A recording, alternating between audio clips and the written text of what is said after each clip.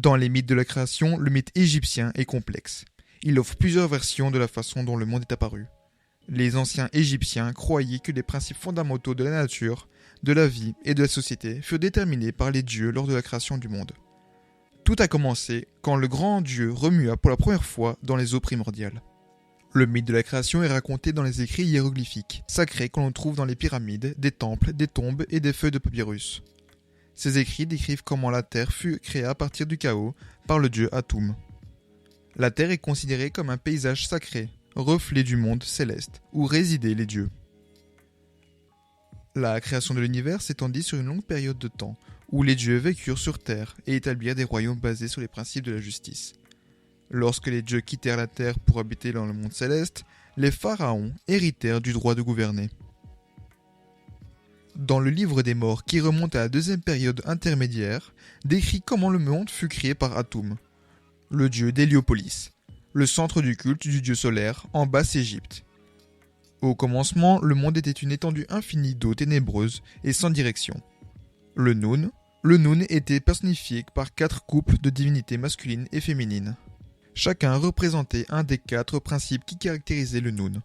Le mystérieux ou l'invisible, l'eau infinie, l'errance ou l'absence de direction, et l'obscurité ou l'absence de lumière. Atum se créa lui-même à partir du Nun, par un effort de sa volonté ou en prononçant son propre nom. En tant que créateur des dieux et des humains, il avait apporté l'ordre dans les cieux et sur la terre. Seigneur des cieux et de la terre, il porte la double couronne, de la haute et de la basse Égypte, ainsi que l'Ankh, un symbole de vie et des sceptres vastes, symbole de l'autorité royale. D'après les textes pyramides, qui ont été écrits sur des murs de ces derniers, le dieu créateur émergea des ténèbres chaotiques du Nun, sous la forme de l'oiseau mythique Bénou, semblable à un héron ou à un phénix. Il vola jusqu'à Héliopolis, une ville ancienne près du Caire, où à l'aube, il se posa sur le Bébène, un obélisque représentant un rayon de soleil. Après avoir façonné un nid d'épices et de rameaux aromatiques, il fut consumé par le feu et revint miraculeusement à la vie. La pierre de fête, qui se trouve au sommet d'un obélisque ou d'une pyramide, est associée au Bénou, appelé Pyramidion ou Bénou. Elle est un symbole de la renaissance et de l'immortalité. En un temps que les Égyptiens appelaient Zep-Tepi, le premier temps, Atum créa 2 descendants. Son fils Chou, pas ce Chou, Chou avec un S, représentait l'air sec, et sa fille Tefnut, l'air humide corrosif. Les jumeaux symbolisent 2 principes universels de l'existence humaine, la vie et le droit. Les jumeaux séparèrent le ciel des eaux, ils donnèrent naissance à des enfants, nommés Geb, la terre sèche, et Nut, le ciel. Quand les eaux primordiales se retirèrent, un monticule de terre apparut, et il constitua la première surface de la terre sèche, solide, sur laquelle le dieu solaire Ré put se reposer. Au cours de la période dynastique, Atum fut aussi connu sous le nom de Ré, le soleil à son premier lever. Geb et Nut engendrèrent 4 descendants. Seth, le dieu du désordre, Osiris, le dieu de l'ordre, et ses sœurs, Nephthys et Isis. Cette nouvelle génération compléta l'Énéade héliopolitaine. L'ensemble de 9 divinités, dont la première fut Atum, le dieu créateur primordial. Dans une autre version du récit de la création, la ville d'Hermopolis, en Moyenne-Égypte, substitua à l'Énéade un groupe de 8 divinités, l'Ogdoad. Celle-ci était formée de 4 couples de dieux et de déesses, symbolisant différents aspects du chaos antérieur à la création. Les déesses étaient représentées comme des serpents et des dieux comme des grenouilles. Ils avaient pour nom Nun et Nunet, qui représentent l'eau, Amun et Amunet, le mystérieux, et Het, l'infini, Ket et Keket, les ténèbres. Alors là, en termes de prénoms vraiment à chier, je pense qu'on est vraiment au summum.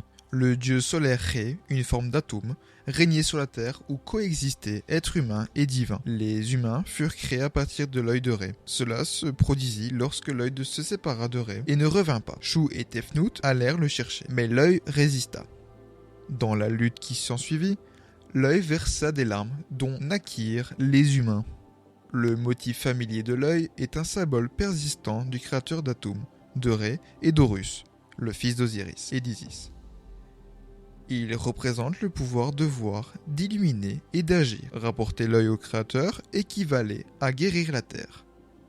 la restauration du droit et de l'ordre, le maintien du droit et de l'ordre pour empêcher la Terre de sombrer dans le chaos. Une autre version du mythe de la création affirme que Lougiat s'en alla simplement errer, de sorte que Ré envoya Thoth, le dieu lunaire, le chercher. Lorsqu'il revint, l'œil se rendit compte qu'un autre œil avait pris sa place. Pour apaiser l'œil furieux, Ré le plaça sous la forme d'un Uraeus, déesse cobra, sur son front, d'où il pourrait gouverner le monde entier. Les pharaons portaient l'Uraeus sur le front, et pour montrer qu'il descendait du dieu solaire, il symbolisait la protection qu'ils exerçaient.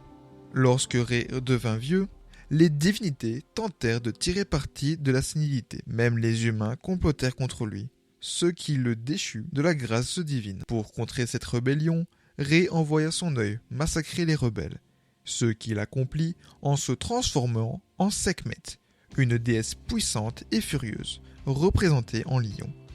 Après avoir puni ses ennemis, il se changea en la déesse satisfaite, Hathor, représentée en vache. Souffrant, hélas, de ses problèmes, Ré se retira du monde. Prenant la forme d'un Hathor, il chevaucha Nout. Il le mena aux cieux. Les autres dieux s'accrochèrent au ventre d'Hathor et devinrent les étoiles. Ensuite, Thoth, le dieu lunaire, reçoit une formule pour protéger les humains lorsque le soleil disparaissait sous la terre. Désormais, les humains furent séparés des dieux, tout comme la terre était séparée des cieux. Ré vivait maintenant dans les cieux, où l'ordre était établi. Tous les matins, il renaissait à l'Orient et traversait le ciel en bateau. La barque, des millions d'années, accompagnée de dieux, lui servant d'équipage. Le dieu solaire était transporté sur l'étendue du ciel par le dieu scarabée Khépri, un bousier. Son principal ennemi était Apep, un énorme serpent qui vivait dans le Nil et les eaux du Noun. Apep tentait d'empêcher le passage quotidien de la barque solaire, mais le dieu solaire sortait vainqueur de l'épreuve. Le dieu solaire était la divinité la plus importante du panthéon égyptien. Il avait de nombreux noms. En tant que disque solaire, il était Aton en étant que soleil levant. Khépri, le scarabée, le soleil à son zénith. Ré, le dieu suprême d'Héliopolis et soleil couchant. Atum, les pyramides et les obélisques d'Égypte ainsi que le sphinx étaient associés au dieu solaire. Sous le Nouvel Empire, le sphinx était un symbole du dieu solaire, Ré-Oraki, le disque solaire ailé qui apparaissait à l'horizon à l'aube. Voilà que conclut cette vidéo. N'hésitez pas à commenter cette vidéo, de laisser un petit pouce vers le haut et surtout de vous abonner. Merci et à la prochaine pour une prochaine vidéo.